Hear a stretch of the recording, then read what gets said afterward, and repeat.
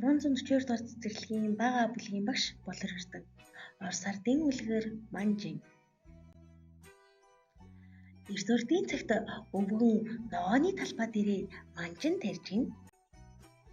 Тарьсан манжин нь маш том ургач гинэ. Өвгөн нэгэн удаа ногооны талбай дээр ирээд манжингаа татаад дийлсэнгүй гинэ. Тэгээд өвгөн эмгэнээ дуджээ.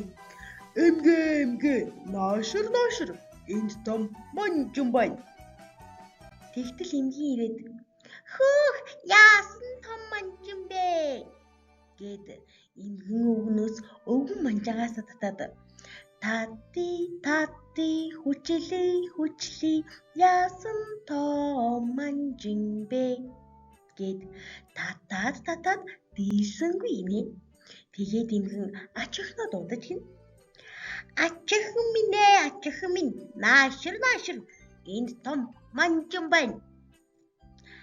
Тэгтэл ач охин ирээд хөөх яасан том манжин бэ гэд ач охин эмгэн өвгнөөс өвгөн манжангаас татаад мөн адил дийлсэнгүй юм.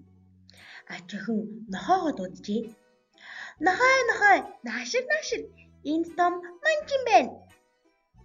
Нохоо ирээд хөөх яасан том манжин бэ воф гэд нохоо ач охин эмгэнээс эмгэн өвгнөөс өвгөн манжаагаас татаад мөн адил дийлсэнгүй юм. Нохоо муураа дууджээ. Муура наашир энд том манжин байна. Воф. Тэгтэл муур ирээд хөөх яасан том манжин бэ мяу гэд муур нохоо ач охин эмгэнээс эмгэн өвгнөөс өвгөн манжаагаас татаад мөн адил дийлж чадсангүй гин. Муур хулганаа дууджээ. Хулганаа наашир энд том манжин байна мяу.